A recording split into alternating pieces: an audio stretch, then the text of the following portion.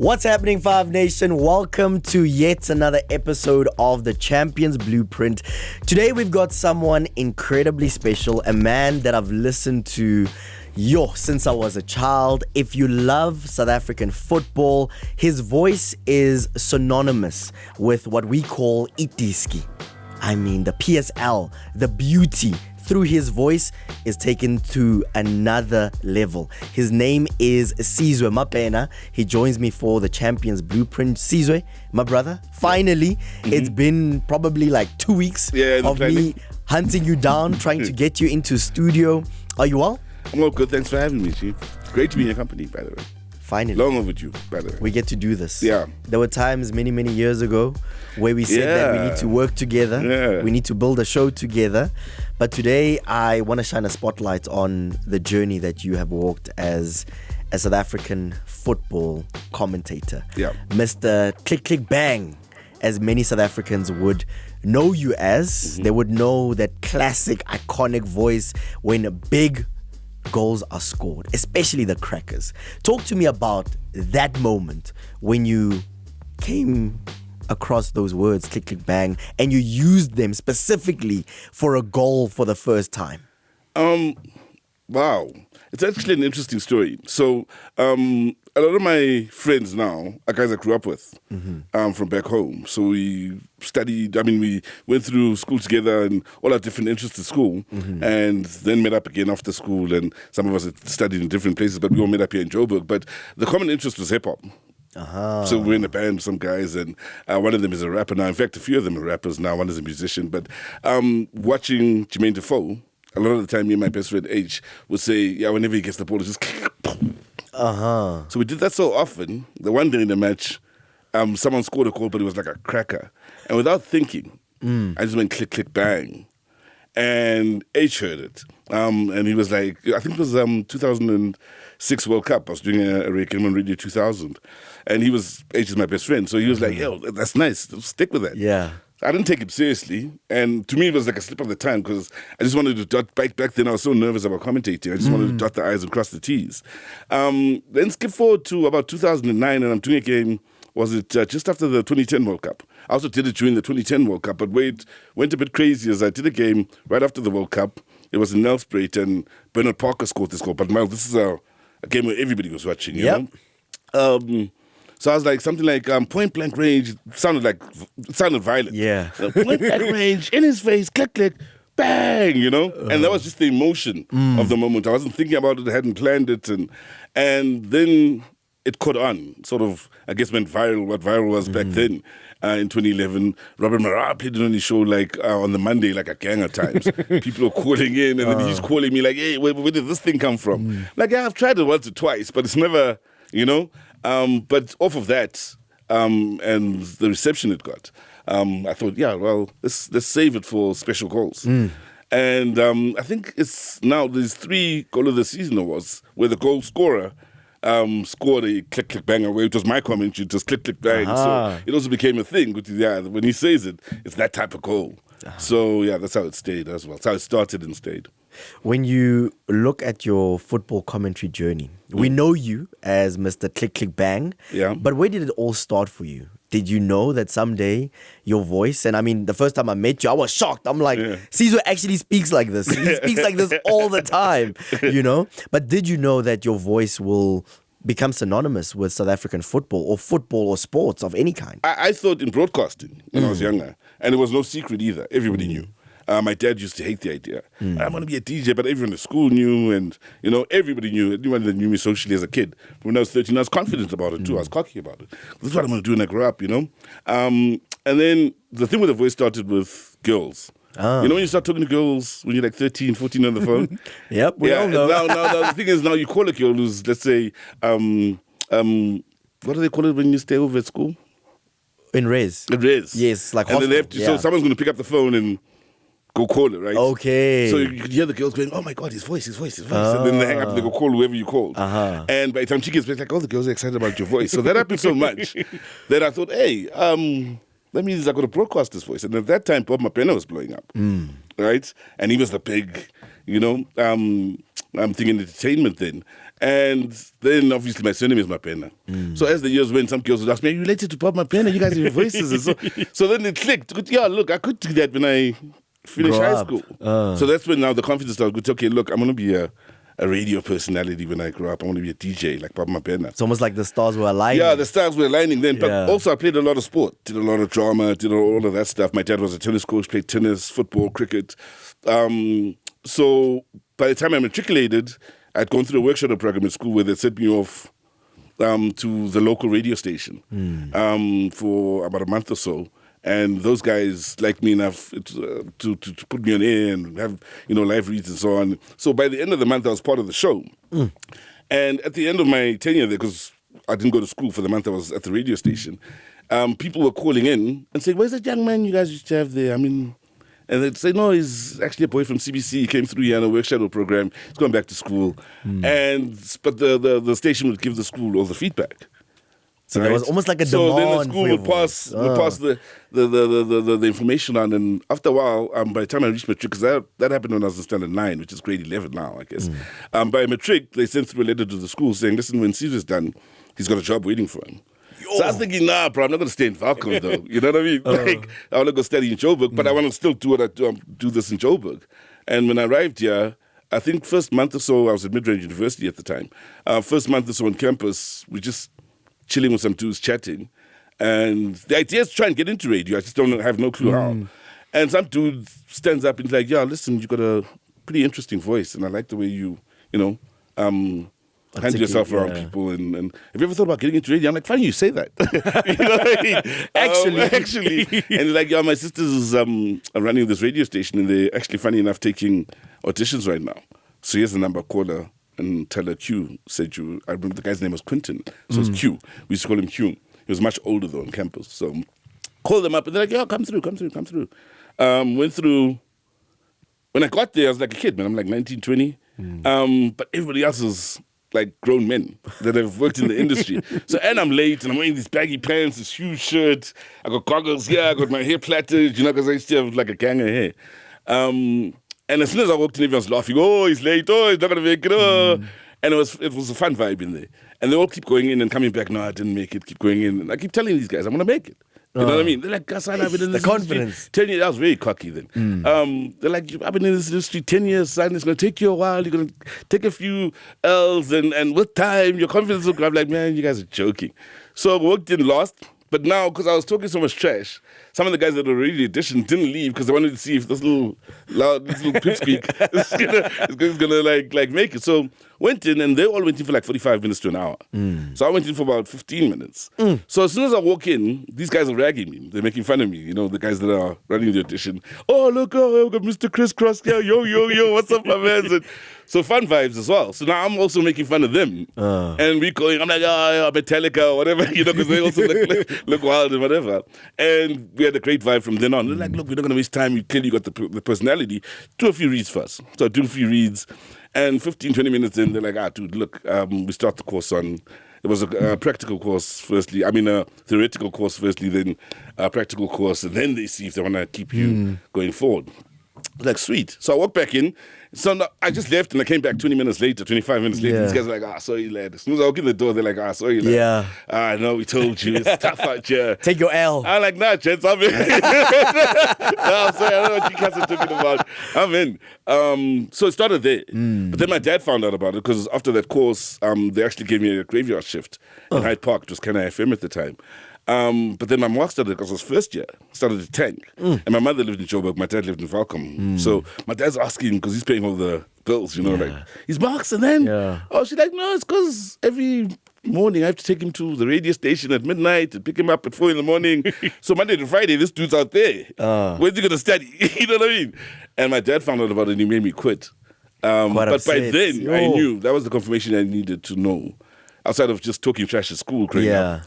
I'm good to know this is actually something I could do. So that's when the confidence started. I'm good to, okay, sharp, no, I'm good enough. I think I was meant for this. Yeah, that's when it was. I said it for years. Yes. Anybody that knew me knew I knew that since I was like 13, but that was the confirmation I needed. And then the connection to football, because you speak of radio, but we know you as a football guy. Yeah. How did you start commentating football? So again, it goes back home. I grew up, like I said, playing tennis when I was 4 or 5, the peg racket, and then started playing organized football from under 8. When I first went to CBC, which was 1988, way back then. So, football, cricket, but organized. Tennis and everything now, just organized. We're not messing around.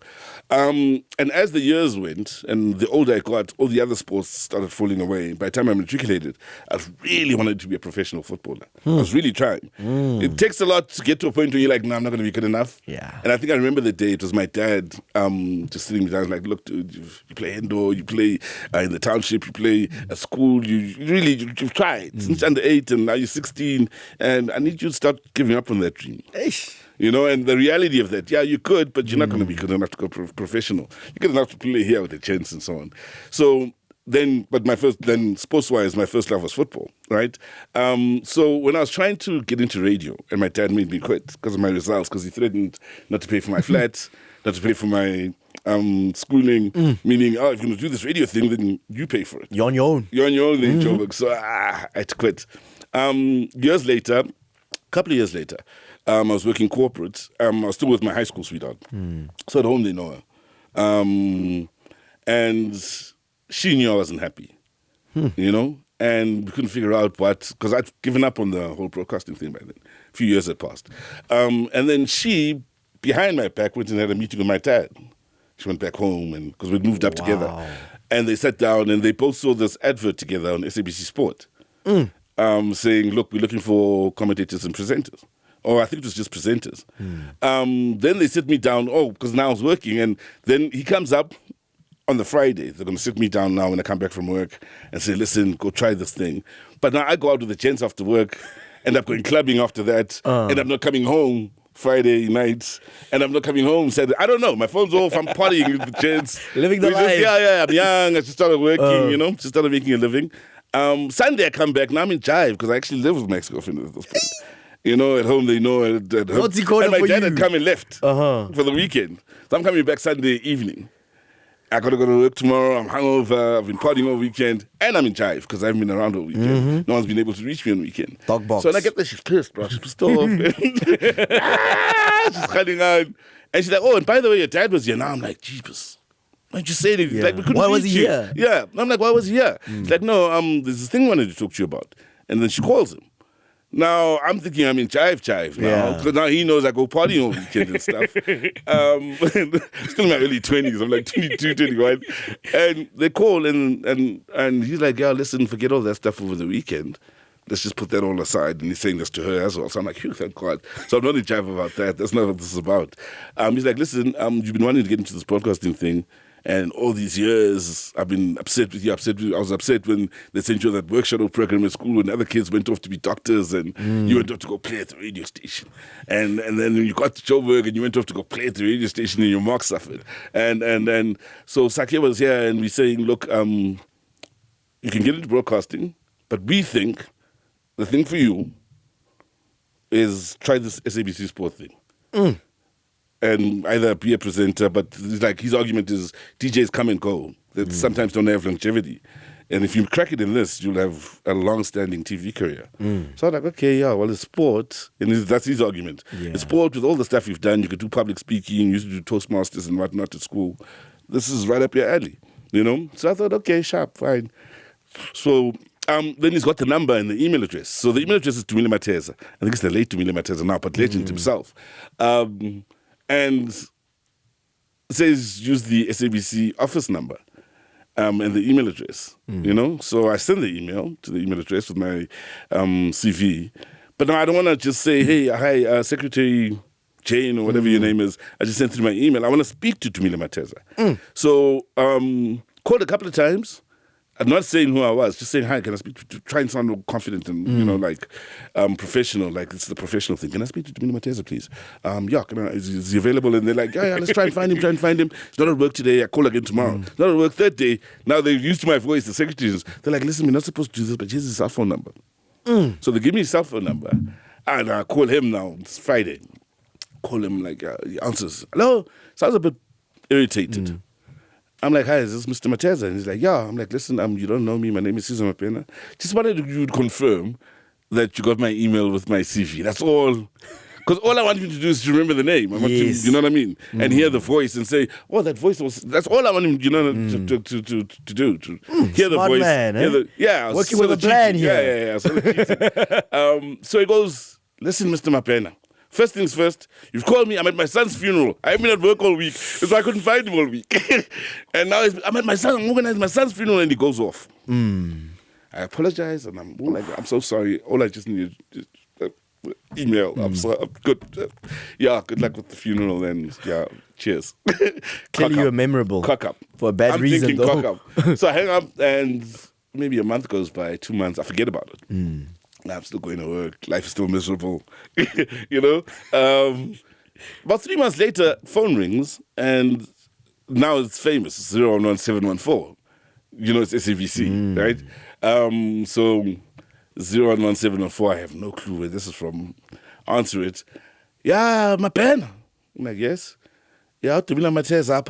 I'm like, oh, it's like, yeah, you're the one who called during the funeral procedure. I'm like, yes. He's like, yeah, I remembered you when I saw your CV. So I'm calling you back to let you know auditions on Friday. Oh, it worked. I thought you know what I mean? You were memorable. Memorable. The plan worked. So I'm jumping up and down like, okay, sure, sharp. I'll be there Friday. I lived in Pretoria at the time, so I tell one of my best friends, Luke, I'm like, yo, dude, you got to drive me through. Because we're also flatmates. Luke's like, yeah, man, we'll just go. I'm like, yeah, sharp. Get you an hour early. Chill there. But now there's this queue of cats.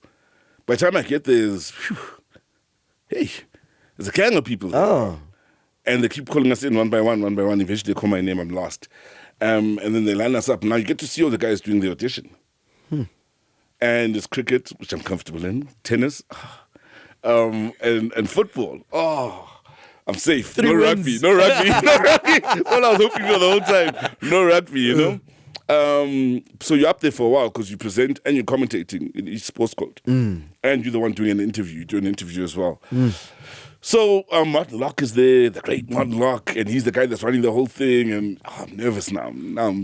But by the time I went on, I think, fortunately, because I was lost, I've seen everyone's mistakes. And, you know? And I'm quite confident in cricket. I'm very confident. Tennis, I'm very confident. Football, I'm very extremely confident. And just talking about it, come on, you know, I'm very confident. So step up, do my thing. I think I kicked his butt. I walk out of there thinking, if these guys don't call me, they made a mistake. Yeah, but I don't think there's anyone that was much better than me. I think, in my mind, you know. A week goes by, 2 weeks go by, 6 months go by. I've forgotten about it. They didn't call me. I didn't make it. 6 months later, a guy called Rob Rogers calls me. I think he's in England now. Hi, it's Sizwe Mabena. Already the voice is different. Just different, you know. Sizwe Mabena. I'm like, yeah. Listen, that is Rob Rogers, executive producer at SABC. I'd like to see you tomorrow at 1. Immediately, I'm at the office at work at Digital Mall, right in Rivonia, close to the office, the office we both know. Same office park, basically. He's like, yeah, can you come through tomorrow 1 o'clock? I'm like, yeah. But I'm supposed to be at work. So as soon as I hang up, I start acting sick at work. Oh, Andre. Because my boss is like, Andre, I'm not all right here, Andre, but I think I might have to go home. Andre, food poisoning, I don't know. Andre like 1 o'clock Thursday. I'm supposed to be there Friday at 1. And Andre's like, Caesar, go home. You're going to make us all sick. Go home. Sweet, go home. Then automatically books me off for tomorrow. Right? Hey, working with a plan. Hey, Caesar. Head off, go to Rob Rogers' office, get there, knock on the door, open the door, and he's like, hi, Rob Rogers. And he looks at me, he's like, are you Sizwe Mabena? No. He's like, sorry. I'm like, sorry, what? He's like, S. And he's walking up and down in his way. And he's talking to himself. Jesus, Rob, he's a lighty. Look at him. He's bloody lighty. What's going on with this lighty? Yes. And I'm still standing at the door. Awkwardly. Yeah. Now, I don't know what to do. Sorry, yeah. And he goes, listen, so I'm going to have to commentate. It's too young to present. He looks at me. Because how old are you? 22, 23? I'm like, I'm 22, 23 soon. Like, you're too young. And then he goes, you're going to have to commentate. Like, sorry? Like, no, come in, shut the door. Oh, okay, finally. Yeah. You know, sit down. He's like, listen, you're way too young to put in front of the TV to be believable. Because, like, the people that watch you, like, 10 years old, 65. The education levels vary. Some are very educated, some aren't. But the most important thing about presenting and the things we do is credibility. And if we put a 21-year-old kid up there, if you have no credibility, no one's going to listen to you. No one's going to take us seriously. But you've got a voice. And we can cheat the system. So I'm thinking, no, we'll teach you how to commentate. Instead of putting you on air next month, I'll take 6 months with you. Every week you come here and sit with me and I'll teach you how to commentate. I'm like, okay, that's 1 foot in. That's a good deal. You know? Yeah, and that's how it went for 6 months. Towards the end of the 6 months, he'd have me commentate parts of, let's say there's a main commentator for a game. And I come in for 5 minutes at a time. First half and second half, but there's the main commentator. Oh, young and budding commentator, Sizwe Mabena. And I take over and I'm all nervous. But now I'm nervous. The cockiness is gone. Now you realize how crap you are and how much. You're in the big leagues now. Because now Robert Marawa and them are here. And Deshi Baktawa is the guy in the commentary booth with you. He's a legend. You grew up watching him when you were like 6, 7, 8, 9, 10. And here he is. Yeah, Sizwe Mabena. What do I say? You know, and the games then were much different now. The stadium wasn't the same. So the atmosphere wasn't the same. And at that time, there wasn't very many fans going through to the games. So as a commentator, you have a lot more to do when there isn't a vibe and, you know. You need to sell it more. Yeah, you need to sell it more, but you can't oversell it as well. You know, you can't, and the game is dead. Yeah. You know, but you have to do it intelligently with the information you have. Which means you have to have information. But yeah, then I was crap for like the first year. And eventually he put me on air, I think, start of 2004, January. Put me on air for the first time where I'm doing a whole game. And that was the worst. We fly from, imagine our first game, right? We fly from Owatambo. We are flying to some airfield it's a chartered flight. Airfield in Limpopo, some military airbase. We'll land there and drive to the stadium, which is nearby, right? But when you get there, the clouds are so hectic and so low because it's summer that when they break through the clouds, the mountains are just here, so we can't take that risk. So we keep circling. And also, I've probably been on 2 flights my whole life at this point. So we keep circling over and over to a point where they're like, because they keep telling us we can't risk going beyond the clouds. We're hoping they'll clear. We'll circle for a while. Okay, cool. Makes sense. Then afterwards, guys, we've got another problem. We're running out of gas. Now I'm thinking, yeah. Am I going to die? Yeah. So we have to fly back to Joburg and refuel. And that takes a while. So we fly back to Joburg, refuel. Now everyone else is panicking. It's my first day. I don't know these people, the directors, and I'm still trying to work out who the director is, you know, floor, camera 1 to camera 15, who's who in the zoo, cable bashers and VTs. What are VTs? The guys doing the slow-mo. I have no clue. This group of 50 people is what I know, is what it takes to put a game on air. But still learning the dynamics is something I'm learning on the fly now as we're going, and it's my first game. Now, I can see they're all panicking because kickoff time's 3. Now, hectic. We can't go back to Toyondo and land there. So that means now we have to quickly book flights, normal flights, to land in Polokwane, Petersburg at the time, and drive through, which means by the time we get there, we might get there in time for kickoff. We might. So it's already a disaster. You know, you want to get there early, prepare, get yourself, because it's your first game. It's your first game. You know, and everything's falling apart. Feels like it's going wrong. So they drive us through, we get to Polokwane, I'm thinking we're all going to leave in one batch. But now they send us through by order of importance because the car hire there, it was still a smaller airport then. It wasn't like the Polokwane airport you know now. It was a much smaller airport, so the car hire didn't have enough cars for all 50 of us. So they have to send us through according to importance. Okay, send through the technical guys first to go set up. Yeah. And we'll be waiting for another few cars to come from whatever branch to this branch, and the next group will go, depending on how many cars come. So I'm in the last group. So literally, by the time I get up, now the Toronto Stadium, you're running up the stairs, there's no lifts, there's no escalators, nothing. Run up the stadium, get in there, my backpack is still on my back. And as soon as I get in the community, they're like, Q. Bro, it's Black Leopards against like Manning Rangers or something. I hardly know these guys well. I need to be sitting there. I haven't looked at the team list. Yeah, my notes, my team list. Team sheets. And so I'll start commentating and the game is live. I'm still hello, welcome. I'm out of breath because I ran up the stairs. It's a mess, dude. I'm sweating. It's hot. Toronto's crazy hot. Toronto's just weird. It's like you're in Africa somewhere when you go there for the first time. You know? And it's just this feeling of just disaster. You You know, eventually get my notes out, but like 25 minutes in, I'm still trying to figure out who's who, talk about the game. And, you know, I still want to confirm, is it still no? When I got you, I said, no. You know, there's so much going on in your mind. And you could hear it in my delivery because get home, listen to the tape. Because, horrible day. Sure. And yeah, that was my first experience. It was just a horror show. Complete horror show. I think I only listened to that tape. What did Rob say about? He laughed. Welcome to television. Welcome to live television. Where everything goes wrong. Yeah, and you still have to perform. And then Rob has this thing now. He says, come see me on Tuesday. Okay. I'm thinking, yeah, get there Tuesday, and he's got a notebook. Notes, bro, going for like 5 pages. Like, I made some notes on your game. I'm like, A4 page. I'm like, so he plays the tape from the point when from the point when I pick up. Oh, welcome to... You know, the F&B Stadium, from that point. And so, fine, I've made notes on everything, so I'm going to go through it, right? Sharp. Plays the tape. I start talking for 5 seconds, pauses, like, yeah, you see here in the first 5 seconds, I made a note. 005. It's like, like clinical analysis of every sentence. You didn't sell it to me. You didn't sell the game to me. You sound nervous. You're stuttering. I'm like, dude, I am nervous. We just nearly crashed in the you know what I mean? Like, and so on and so on. And he's like, nah, but you can't. No one cares. The viewer doesn't care. The viewer doesn't know. The viewer doesn't know. The viewer's not supposed to know. They don't care. And we start going through it. But by the time we reached 15 minutes of the tape, this is going into the game. Now he's stopping for everything, but he didn't announce the referees. You got the pronunciation of this name wrong. Like every 10 seconds he's stopping and making a mistake. And these are all in the notes. Right? By the time he's gone through 2 pages, we're only 15 minutes into the tape. This guy's still got more pages to get through.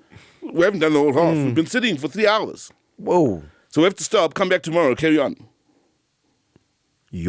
Point by point. Almost every sentence I'm saying is finding something wrong in the way I'm saying it. Let's see if I'm speaking about a player and I'm criticizing him. Yeah. One of the things he always used to stress to me was the way you criticize someone. Remember, his mother's listening. His daughter's listening if he has a daughter. His brother's listening. You don't want them to think you're the problem. And also, one day you're going to have to meet these guys and interact with them. Yes. You're going to have to interview them. If they think that they have a problem with you, they'll let you know in an embarrassing fashion on air or whatever. So go through that for a while. And I think for the first 6 months we did that. Then I was going live. And it was always brutal. Always brutal. Until one day it was like, yeah, you don't need me anymore. You're on your own now. You know? But the best. Because he used to bring me tapes from Sky. He had a relationship with the guys at Sky. And you know, listen to this guy. Don't listen to this guy. These are this guy's faults. These are your faults. Learn to identify your faults with everything you listen to. Also learn to say, listen, I'm wrong here. I should have done this way. And by the time he was done with that, he'd given me enough tools to be able to not only know when I was messing up, but know when you're messing up.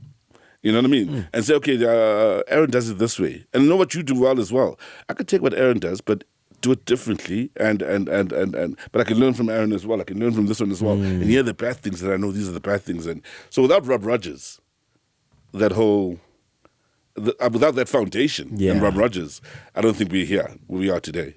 Sure. No, not at all. From your worst game, which was your first game, to the greatest game that you've ever commentated.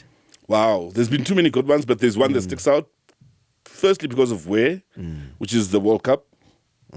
Myself and Dwayne Toloka were the two English commentators that FIFA was okay with. And the nice thing then, I think I was in my late 20s still. I wasn't even 30 yet, or I was maybe bordering on 30. And also, it's just you know, you get the go ahead. You the local, so all the watch parks and so on. It's your voice, but anything local, it's your voice. You know? There's the international feed, yes, but anything local is your voice. You know, so the game was Spain, Portugal. I think semi-finals or quarterfinals. I can't remember now. But Spain were on the way to winning the World Cup. It was clear. There was no doubt about it. And I'd fortunately done all the Spain games leading up to that. I think I did 5 Spain games. Nice. I did 17 games at the World Cup. But you also meet a lot of the international broadcasters and so on. Some are calling ahead of the World Cup. Yeah, I hear Sizwe Mabena, we hear you're the guy to talk to South Africa. So before the World Cup starts, you're making relationships with all these people that are just calling you through context, say, listen, tell me about this, tell me about that, tell me about this. They're also doing their own research. They're also doing their own research. So you start to make contacts, and the World Cup starts, and then they still stay in touch, you know? And sometimes we run into each other face to face because we're all running different games and so on. But the nice thing is then when all these international guys, I remember the one guy from Israel, comes up, he's like, yo, dude, like, first spoke to you, I thought, oh, nice guy. Then I met you and I thought, kid. And then I listened to your work and I thought, hey. He's the guy. And he's like, dude, you really don't think, oh, listen, I'm African and I'm just happy he's like, you fit the bill. You're one of us. You're of our standard. And I think hearing those words from those guys was also quite was quite encouraging. Then I did the game, like I say, my favorite game was because everybody called, all of those guys were calling after that game about the intro. So Spain was ranked number one and was ranked wherever they were in the world, but Portugal was ranked next to them.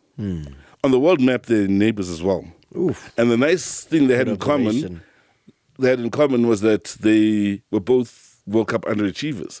All of these years of greatness, I mean, they had Eusebio, they've had, Spain has had so many other players that are legendary. They've got Real Madrid, Barcelona, never won a World Cup. Portugal's had so many people, Bofigo are there, but Ronaldo there, never ever won a World Cup. So my intro went something along the lines of neighbors on the world map and on FIFA rankings turn their weapons on each other, all in an effort to shed the underdog tag. That was my opening line. And everybody called about that. Like, oh, dude, that opening line was like, so, you know, I was like, I'm the guy. Yeah, so yeah, that was a big. That was then I knew for sure. Now you see the thinking is different. The aim becomes different while you do it. First, you're doing it to just rub shoulders, Naba Robert Marau, and say, look, I belong. Then I started doing my first AFCONs, I think 2006, in Egypt. I started meeting all these African commentators, all these African journals, Mark Leeson, Mark Leeson. The GOAT. Look highly up to him, and also taught me a lot. You know, even although we're different broadcasters, he always had time for me. And it's nice when Mark Leeson comes up to you and goes, hey, kid, and you've never met him, you know what I mean? Like, hey, I like the way you work, and I like your, you know, the progress you're making, you're going to go far. So with each step, you start to think, okay, forget PSL, I'm good enough to go AFCON. And you play in that field for a while, you're like, okay, I'm good enough. And then now with the FIFA thing, I was like, hey, I'm good enough internationally, actually. And now you start listening to the international guys and saying, okay, what does he do? What does he now want to battle along these guys' realms and see if I can, you know, match play in that standard. field, match their standards. So with each big step one took came the realization that, hey, there's always another step I can take. There's always another step I can take.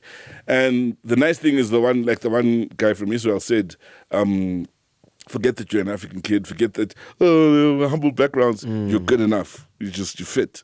You know what I mean? There's no disadvantage. There's no you see the world on the same level we do. You express it on the same level that someone from the West can identify with, and someone from the South can, and someone from Asia that knows English can identify with, and your voice fits the mold, and your delivery internationally as well. So that was another big plus. Talk to me about the highs. I mean, at the time, you are basically one of the biggest voices in terms of South African football, and you are the guy. We all know you as a guy. Every kid who wants to be a broadcaster knows Sizwe Mabena. We know Mr. Click Click Bang. How do you handle that? Because I think that's a part where a lot of people don't actually discuss. Like, there's a certain pressure, there's an expectation, but also there might be lonely moments in those highs. Yeah. The highs is who you hang around with when I was young, even now. But the people you get to meet, heroes, man, like real heroes, like of your time. You know, you meet Neil Tovey, and you just chat. You You meet Bruce like Fordyce, and you just chat. You just chat, but respectfully. You know, as much as we could go out and have a top, these guys respect you. And like I say, Mark Leeson takes you under his wing in Ghana. Yeah, come, let's go talk, and I'll teach you this and that and that. Think about it this way. Think about the business this way. Look at it this way, and you know what I mean. And find your avenue.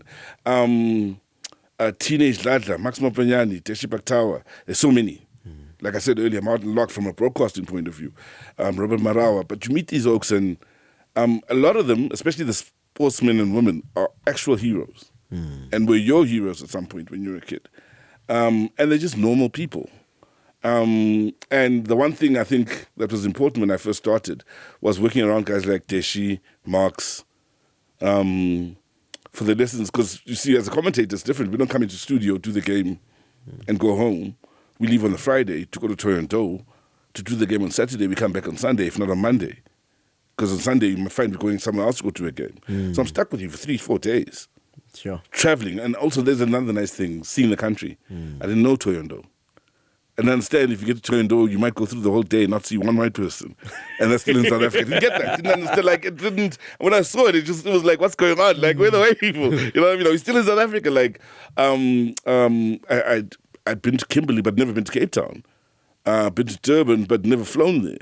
Many places, like Tanin, Rustenburg, never been to. Polokwane, never been to. Richards Bay. Like, you get to know the country. That's the big thing. And I'm big on traveling. So I didn't mind that lifestyle. But that is a lifestyle now. It becomes your lifestyle. Yeah. You know, because Tuesday you're at the game, Wednesday you're at the game. It's not necessarily in Joburg. Friday, Saturday, Sunday you're at the game. So it's great. You're meeting all these people. Meeting Bob Mabena here in the radio studios. Also, the beauty of it was, with all these people, a lot of them teach you lessons that want to keep you grounded. Like I say, one day we were on a weekday at a KFC in Rustenburg. I'm with Marks and Dishi. By the taxi rental, this KFC, right? So it gets packed. And here we are coming from the game, trying to get some KFC and via to the hotel. Was supposed to be a 15, 20-minute experience, turns into an hour's experience because Marks and Dishi now, as soon as we get in there, everyone's all over them. Everyone knows them. Everyone wants a picture, everyone's sign here, do this. Everyone's got an opinion, everyone wants their opinion. And I'm losing patience there. Like, guys, when you get in the car, Dishi says to me, listen, when it comes to people that appreciate you, always have time for them. So if you're walking down the street and some guy stops you and says, hey, click, click, bang, don't be rude. Those are the guys that make you. So, like, you know, those little lessons, little things like that. Also, I was so lucky that so many people, I think took a liking to me as a kid because they're teaching you. So it's not like you're one of the guys. They're guiding you when you go, when you travel. You don't know what to do at the airport. So you're almost like a kid. You know, they're carrying along. Oh, yeah, when you work, your microphone, you switch it on here. You know, like sometimes you're talking and the mic is off. You know? So, like, classic and they have to have the patience to, and they have to like you, which is important. They have to like you. Because they could choose next week, nah, man, it's not Sizwe, it's a lot of work. But they didn't mind that I was a lot of work because I think they took a liking to me. And that's important, that the people you work with must actually like your presence, which is another lesson that I learned when I was still new. Then, because of that, someone approaches and says, listen, don't you want to do radio commentary? Oh, have you got the time to teach me? Yeah, I'm willing to learn. And then Persistently worked in news, would come by, and he liked me a lot because he was also my co-commentator. He used to commentate in Setswana. He then comes by and says, listen, there's a new sports desk opening up for Africa, an Africa sports desk. So we're broadcasting all over Africa. It was called SABC Africa at the time. And I think it's perfect for you. Yeah, you're going to have to learn a lot. You know, about Africa and what's going on and find information to report on every day. You're going to be part of if you get the job, you're going to be part of a morning team with Hope Zinde and Peter Ndoro, which is dope. I'm the sports guy in there. Dope, if I get it. You know, you're like, I want it. You're like, so you're like, yeah, but if you get it, you know, I'm the executive producer of the show. I wouldn't mind working with you and teaching you. Sharp, go for the interview, get in. Nice. Start working then. But then now it's different because the morning show starts at 4. I mean, we go live at 6. Call time is 2 because I'm a producer as well. And now I'm learning how to produce now. So coming to compile the stories that I'm going to be giving for the hours of 6, 7, 8, and 9. So 4 bulletins. I first produce them and then present them.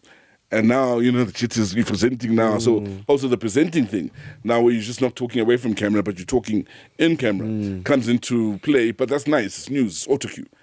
You're not making anything up. It's just read. You know what I mean? So it's a nice introduction to presenting as well, in that it's auto cue. So through that, now I'm working sports, news.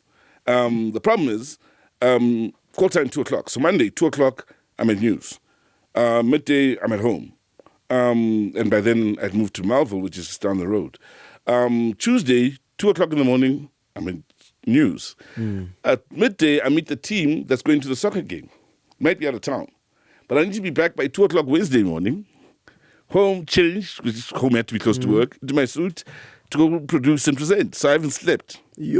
Wednesday, soccer game. So hopefully it's local. Because after the soccer game, which finishes at about 10, 10:30, I'm home by midnight. 2:00, I must be at work here to produce and present the morning show. So how did you survive? Because you basically went sleeping. Yeah, that's you your youth. resting. So my dad's thing was, now, and I told him, no, there's this thing. If I take this job, because now they're like, yeah, we're offering you the job. I'm like, no. He's like, yeah, bro, you're young. You're 24, 25? Like, these are the years to do it. Get all that experience under your belt. Sure. I'm like, but dude, like, I have no life. He's like, yeah, do it. Because I'm away on the weekends as well. He's like, dude, do it. So did it for a few years, left them, joined Metro, same thing, morning team. So I still, same thing, basically. I'm here by 4 to prepare my bulletins for 6, do all the recordings and news, because now I know all the tricks. And I could do the sound. I don't just want to give a straight up news bulletin without sound. I can go get rated sound for the Champions League matches and ingest this. So I'm here early, and my sports bulletin sounds a bit different and a bit more hyped. But then you're working with Mel, who's a legend. Mel Pala, legend. Yeah, Mel Pala, yeah. Unati, legend. Yeah. Glenn Lewis, legend. All of them in radio and TV. Okay. So now it's not just sports, not just news, it's also this now. And I'm commentating as well, radio. So do you understand the growth? Because SABC gives you all of these avenues. And these are the positives. I'm saying you meet some real life heroes. I mean, you meet Jumas coming through to the studio. I'm just hang out and maybe blow a trumpet or two and then vibe. You know what I mean? Like it's dope, man. It's just dope. And you're a kid taking all of this in. Early 20s and it's lovely. But it does take a knock on your personal life. Yeah. I'm living in and out of hotels. And those are the lows that we don't talk about. And also going to all these events, and it's nice times, and it's like I say, I was with my high school sweetheart, and she helped me get into this industry, her and my pops. Few years down the line, 6 years down the line, we live in completely different lives, even though we live together. She goes to work Monday to Friday. She's an accountant.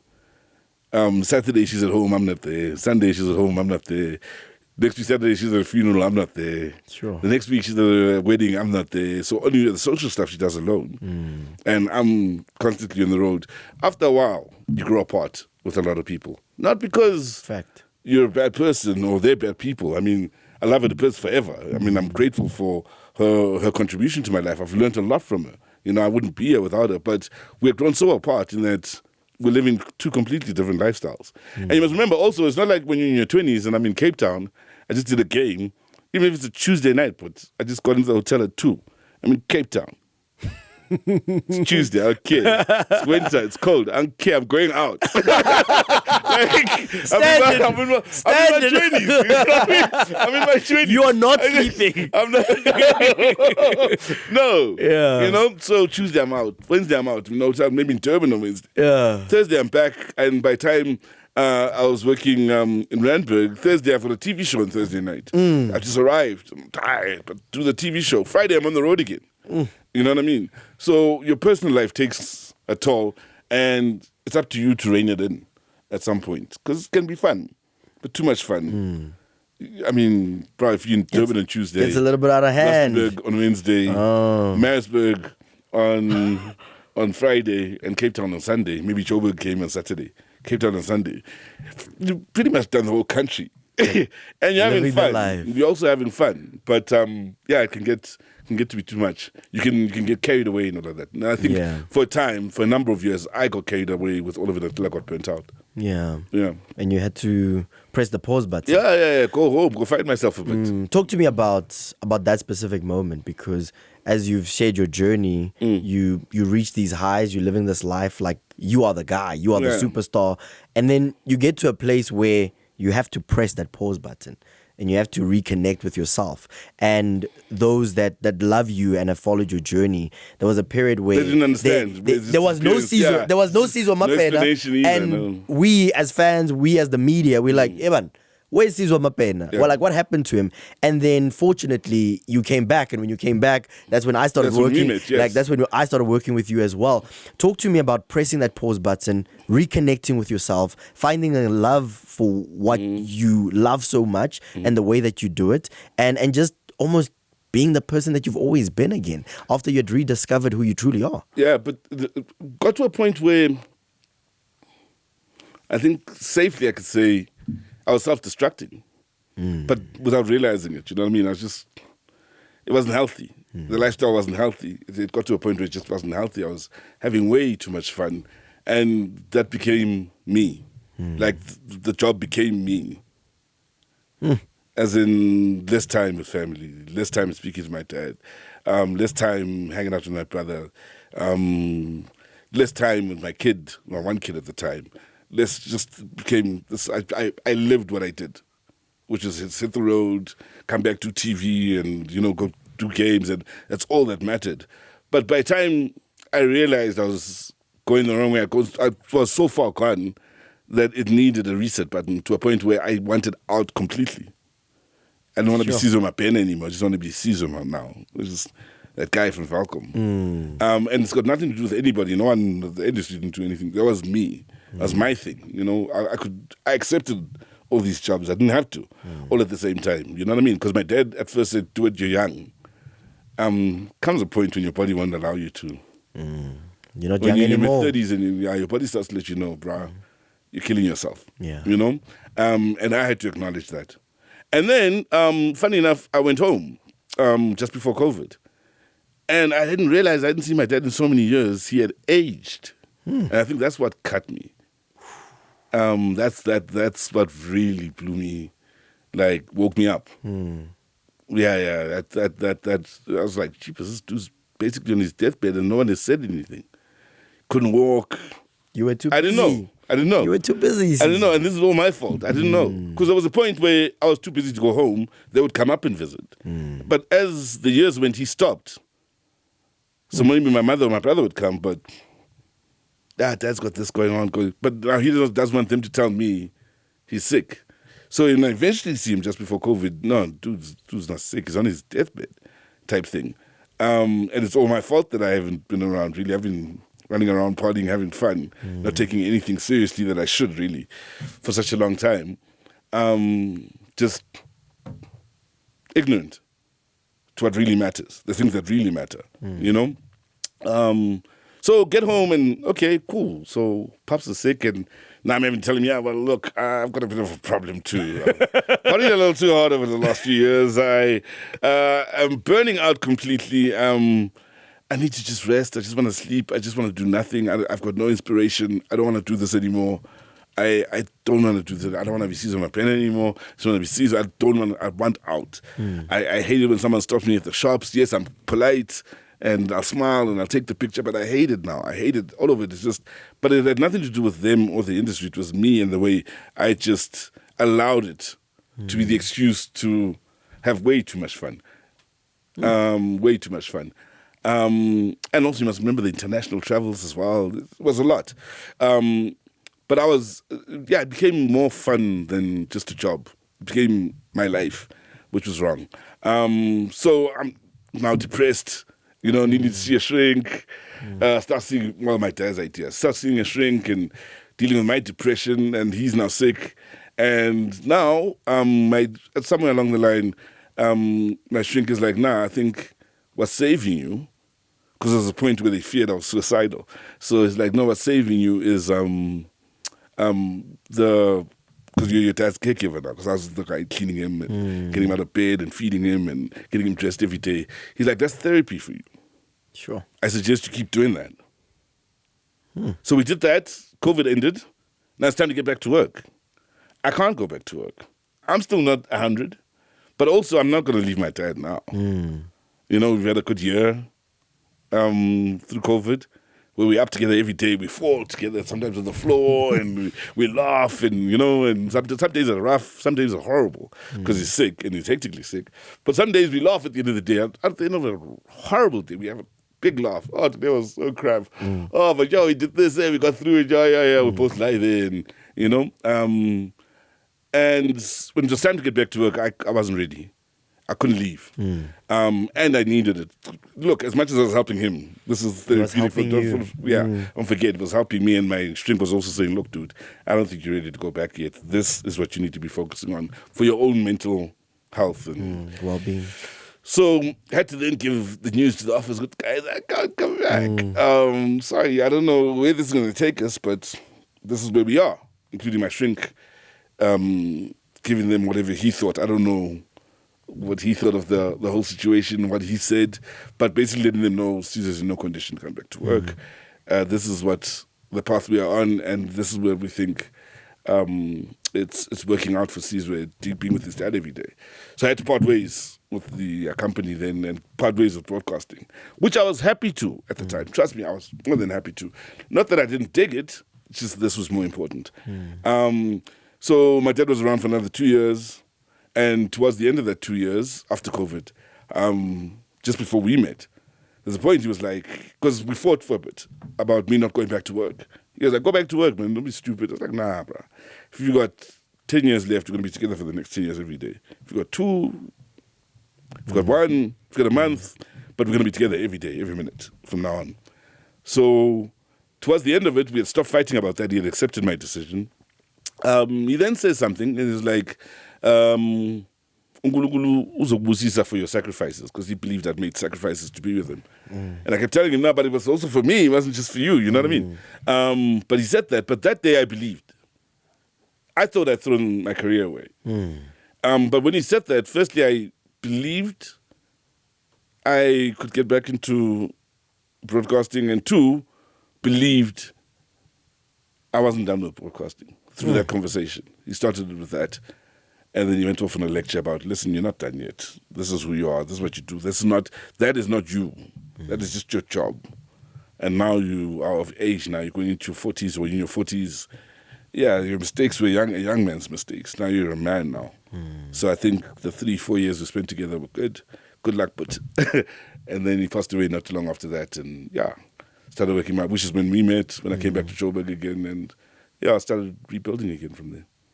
And that rebuilding phase for you, almost getting back to a world that you had known so well, but I'm sure there's also a feeling of fear. It feels unfamiliar, a little bit anxious, uncertain. Like you are doing the same thing. I mean, you talk about football and you're broadcasting, but you're not the same person anymore. In that time when I went through my depression and whatnot, it got so bad, there's a point when I didn't talk much. And when I started trying to talk to people again, they were like, I can't hear you. Can't hear you.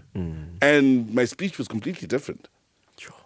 Completely. So my brother and I had to sit now and start working on talking again and enunciating and going through and talking properly and not just not talking like, because I wasn't really chuffed about nothing. So yeah, I'm okay. And I had a certain tone that was just horrible. And I got so used to it, it became the default tone. So I had to work on that. Chloe knows, whom you both know, we worked with Chloe Mbanza, the beginnings of that struggle now, trying to talk properly again. And so there was that, you know. Also in that time, I've gained a lot of weight. I'd gained so much weight. I was even bigger than I am now, but I'd gained, so I was like just you know, Impa Lumpa just walking around. Little Oros man. Oh, dude, I couldn't touch my shoelaces, like so, you know. And then the insecurities that come with that. The insecurities also meeting people. I think the biggest issue was the insecurities. How have you been? You know, how have you been? What happened? Where were you? Yeah, what happened? Where were you? Now you don't want to. You don't want to share the story. Yeah, and it's also such an intimate story. Yeah, that's not easy. I'm not gonna just. Oh, my dad was. No, that's none of your business. And I'm also very closed off with them because I'm so protective of myself as well because I'm so unsure, insecure, you know. But luckily, and again, it's fortunate. It's almost like starting back at grassroots. We met at Vision View. Yeah. Started through Vision View. They invited me to a tournament in Lesotho. Thought to myself, well, okay, let's try it. Went there, had fun, you know. Those that were going to laugh, oh, you're so fat now. They laughed and went through it, but it wasn't bad. Yeah, it wasn't torturous. It wasn't. So So I was like, I think I could get through it, you know. From then on, went to Mafadi, who's now passed away, who ran Vision View. Said, listen, and luckily I'd known him from before, and luckily because of the good relationship we'd had before, the years before that, he was willing to give me a chance.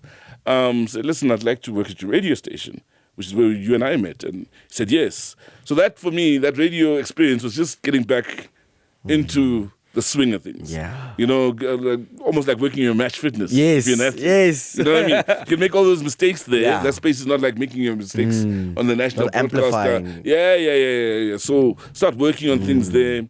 Also running into people in the industry there, SABC, Super Sport, whomever, wherever, and letting people know you're back. And also with time, once people are seeing you, they're like, oh, look, he's back. And just things started happening. COSAFA approached and I started doing a few COSAFA tournaments. Now, those COSAFA tournaments are nice because then everybody knows you're back because they're hearing it on the national broadcaster, they're hearing it on the pay channel, they're also hearing it abroad because it goes to the various African countries. Oh, it's back. So now you get a message from someone from CAF. Oh, I see you back in the game.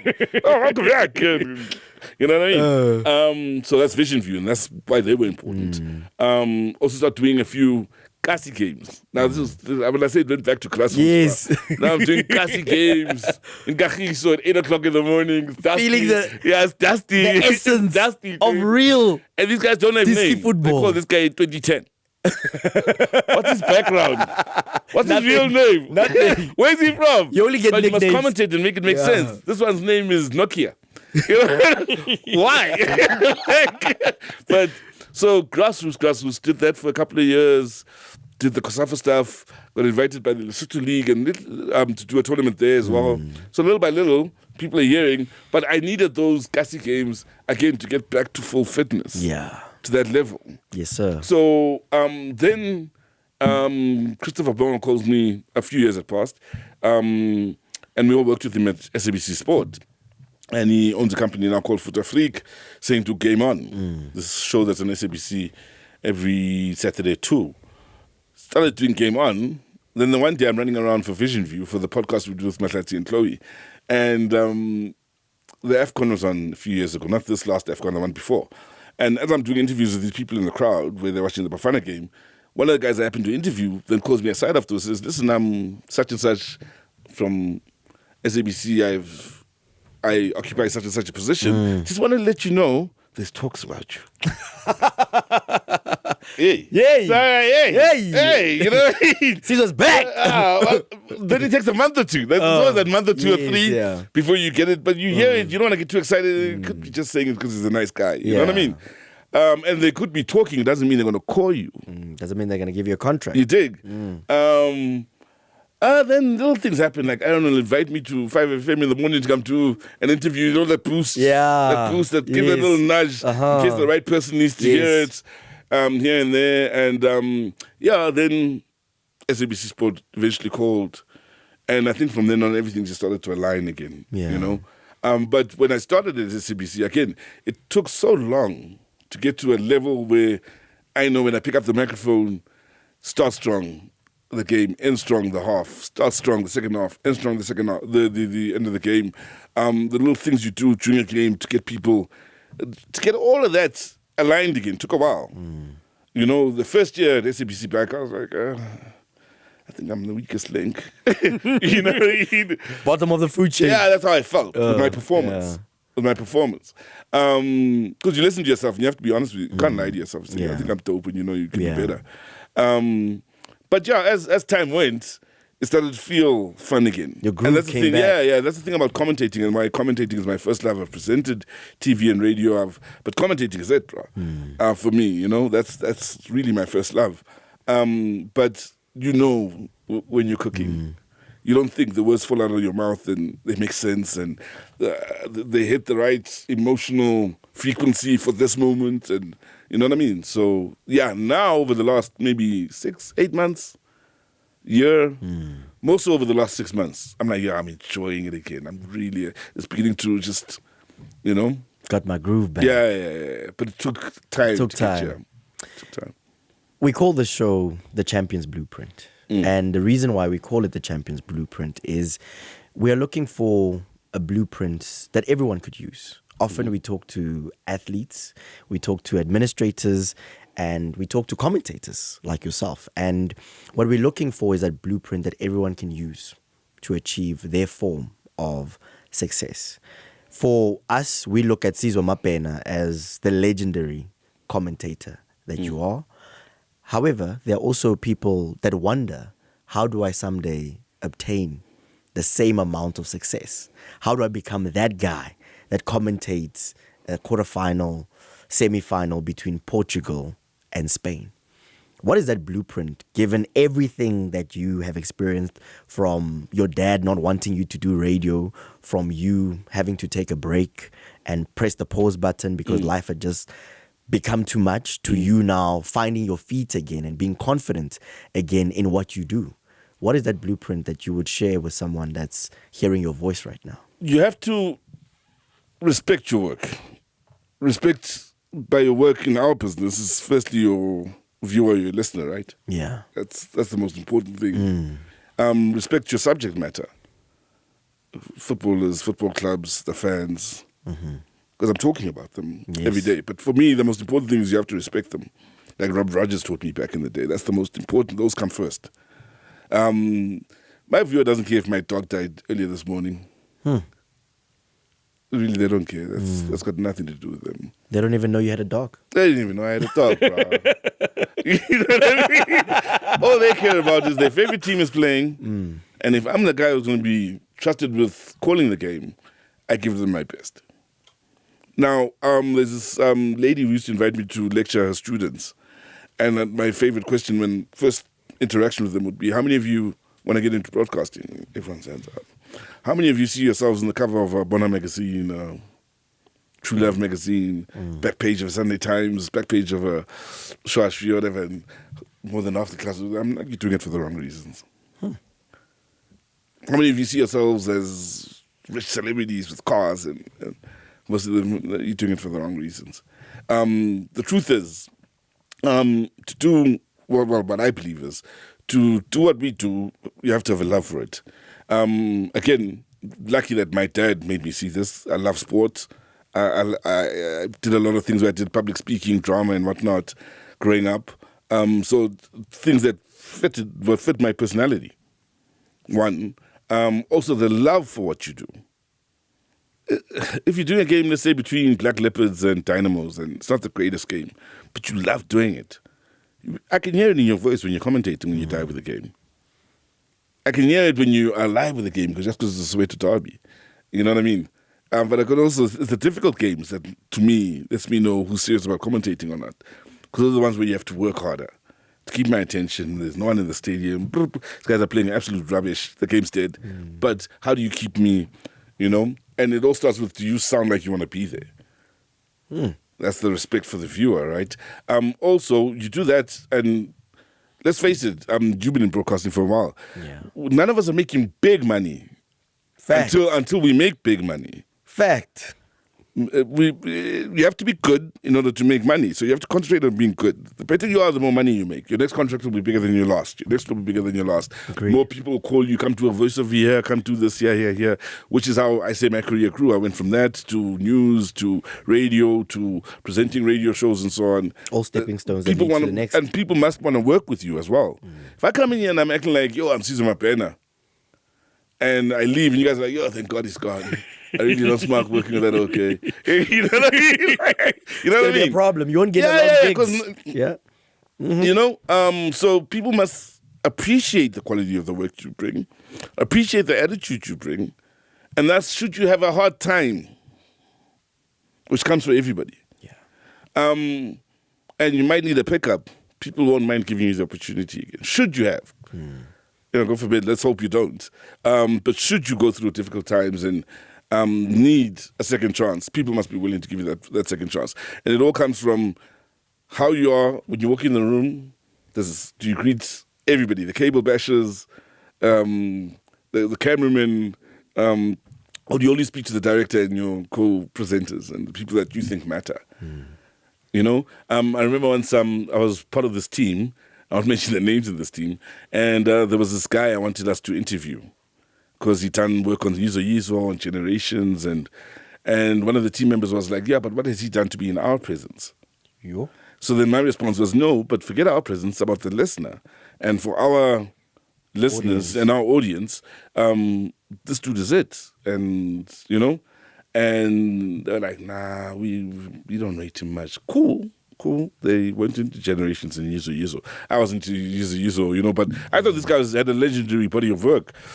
Week later, I go off to the movies. World War Z, World War Z, Brad Pitt. Dude's there. South African guy. So when I get back to work, now I'm upset now. I remember you know how to do that interview with what's his face.